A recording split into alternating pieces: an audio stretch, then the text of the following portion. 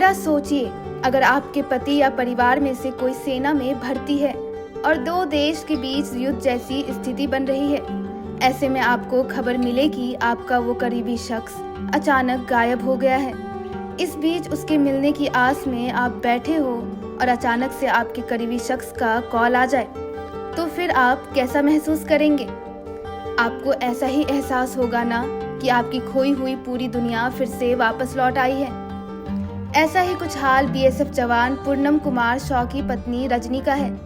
आपको बता दें कि पूर्णम पहलगाम आतंकी हमले के एक दिन बाद 23 अप्रैल को अपनी ड्यूटी के दौरान गलती से पाकिस्तान की सीमा पार कर गए थे।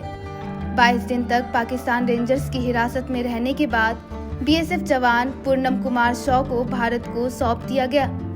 इसके बाद जब पूर्णम कुमार ने अपने घर पर पहला कॉल किया और परिवार वालों ने उसकी आवाज़ सुनी, तो सबको ऐसा महसूस हुआ कि सबने दुनिया जीत ली है।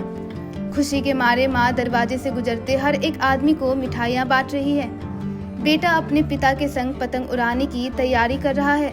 आइए अब आपको यह बताते हैं कि पूर्णम और रजनी के बीच क्या और किस तरह बात हुई। वक्त दोपहर का था। घर में सब पूर्णम का इंतजार कर रहे थे। फिर अचानक से एक कॉल बजा। उस कॉल पर एक आदमी ने बहुत ही भारी और कड़े आवाज में कहा कि मैं बोल रहा हूँ। पूर्णम की पत्नी पहली बार में उस आवाज को नहीं पहचान पाई, पर कहीं न कहीं उसे अंदाजा हो रहा था कि फोन पर उसका पति बात कर रहा है। उसने कंफर्म करने के लिए फोन करने वाले शख्स से पूछा कि आप पीके सर हैं। दरअसल रजनी का कहना है कि उनके घर में पतियों के नाम नहीं लिए जाते, इसलिए वह अपने पति को पीके सर कहकर बुलाती है।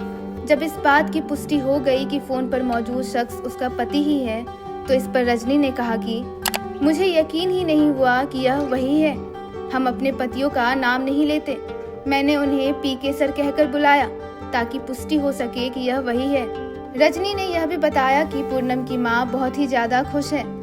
खुशी के मारे वह मिठाई का डब्बा लेकर घर के दरवाजे पर खड़ी हो गई और सबसे आग्रह कर रही है कि थोड़ा मुंह मीठा कर लीजिए। वही बेटा आरब पतंग की ओर इशारा करते हुए कहता है कि जब पापा होली पर आए थे तब हमने पतंग उड़ाई थी। हम फिर से साथ में पतंग उड़ाएंगे। मैं उनके घर आने का इंतजार कर रहा हूँ। पूर्णम के घर लौटने से केवल उसके परिवार वाले ही नहीं बल्कि पूरा देश खुश है। सब ये भी कह रहे हैं कि हम अंदाजा भी नहीं लगा सकते कि 22 दिन तक पाकिस्तान में उसने क्या क्या झेला होगा। अब उनके वापस लौट आने की वजह से हर जगह खुशी की लहर छाई हुई है। News report इंडिया.com।